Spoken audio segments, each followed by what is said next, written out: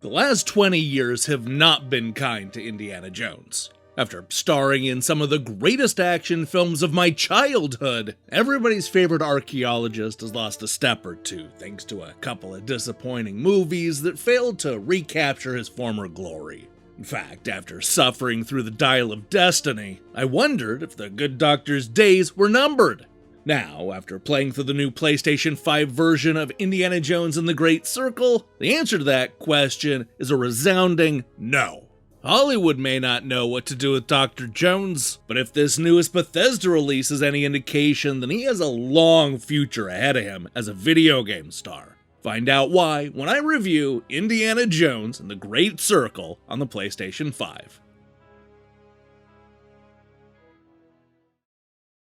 I have to admit that I was a bit skeptical when Bethesda announced their intentions to make a new Indiana Jones game. Not that I doubted the track record of machine games or even the potential of the license, but rather that we've spent the last 30 years raiding tombs and exploring uncharted lands with video game avatars like Lara Croft and Nathan Drake. These franchises have done a good job of scratching that adventure itch, which made me wonder if Indiana Jones could bring anything new to the table that we haven't already seen from the wannabes. Thankfully, this skepticism was squashed only a few minutes into the Great Circle. Once I cracked that famous whip and heard the first few notes of John Williams' brilliant score, I was totally on board.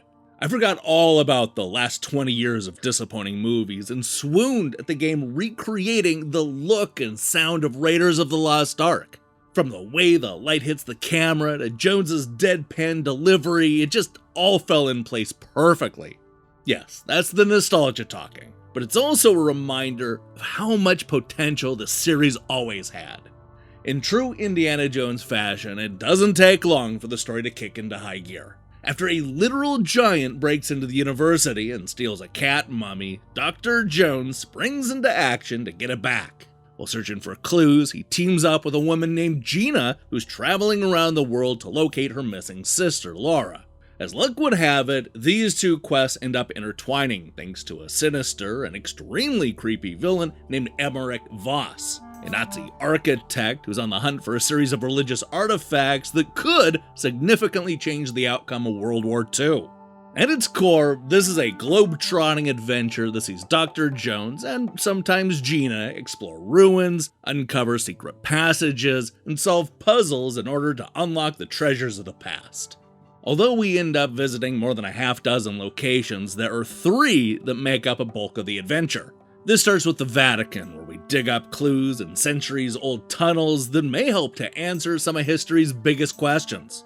Before long, we get to Egypt, an archaeologist hotspot that's already teeming with fascist soldiers. With everybody after the same prize, Indy is going to need to sneak through the dig sites and solve the puzzles before Voss and his team show up.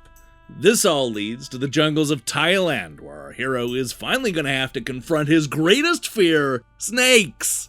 These 3 wildly different locations are large and full of secrets to uncover. Sure, you could stay focused on the mission and not let anything get in the way between you and solving the mystery of the Great Circle, but the fun of this game is poking around for hidden treasures. We get a small taste of that at the Vatican, but once we open up Thailand and Giza, well, you'll begin to truly understand how many off-the-beaten-path areas there are to explore. And that is really what you want from an Indiana Jones game, to feel like you're the one going to the trouble to save and preserve these artifacts. You want to be the one to solve the ancient brain teasers and avoid those obvious booby traps. At the same time, Indiana Jones fans want action and amazing set pieces. They want humor and good chemistry between our heroes. They want crowd-pleasing moments and dastardly double-crossings. Throw in some religious iconography and supernatural elements and you have yourself a blueprint for a pretty good adventure. But Indiana Jones and the Great Circle is more than a pretty good adventure. And that's because it never forgets that it's still a game. You see this in the way the missions are structured.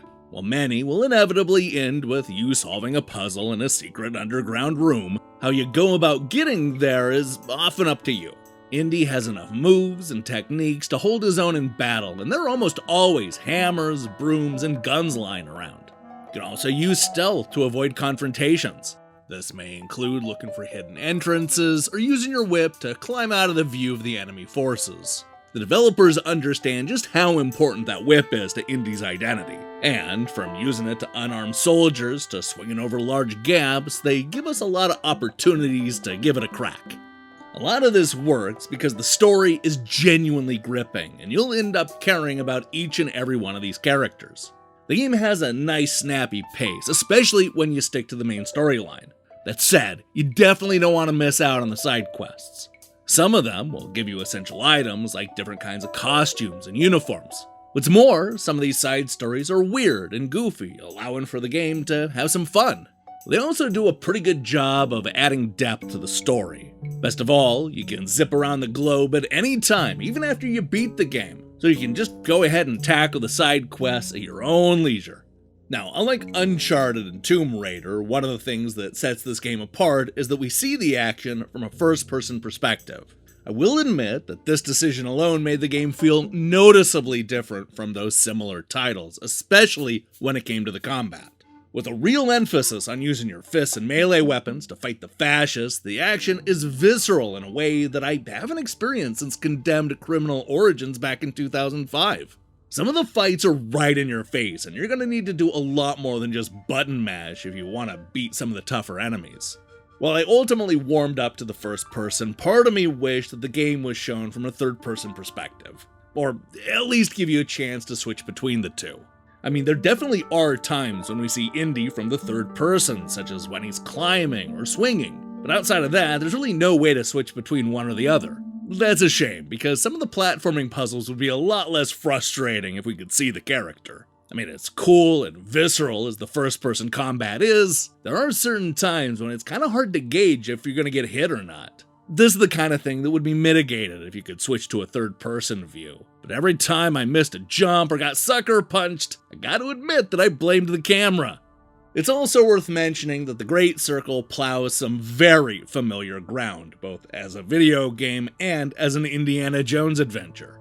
Part of this is because it's coming to the party after literally decades of Tomb Raider and Uncharted owning the space. So it does make sense that there would be at least some overlap here and there.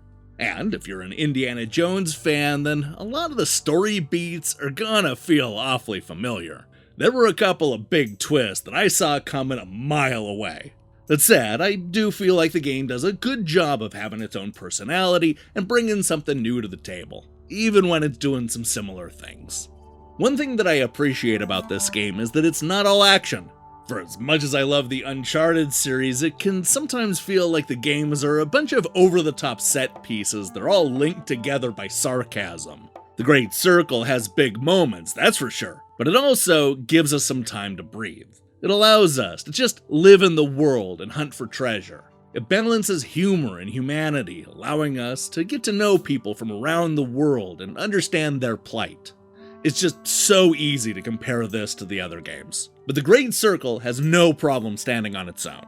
The series you like better will almost certainly come down to what kind of adventure you're looking for.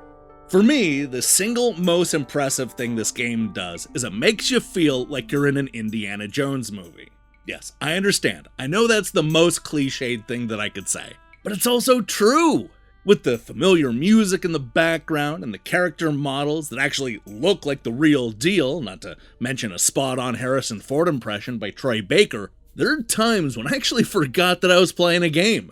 It's also well written, especially when it comes to the chemistry between Jones and Gina. And I already mentioned how creepy Voss is, but he puts in a performance that elevates him to being one of Indy's most memorable foes. He's just so much fun to watch. Understandably, this was a big hit when it debuted on the Xbox and PC late last year, and it's nice to see it make its way to the PlayStation 5. This is the kind of edge-of-your-seat adventure that every Indiana Jones fan should play, no matter what system they own. In fact, I would argue that this is so good that it gives me faith that even if Hollywood can't figure out what to do with the character, Indiana Jones will live on through amazing video games.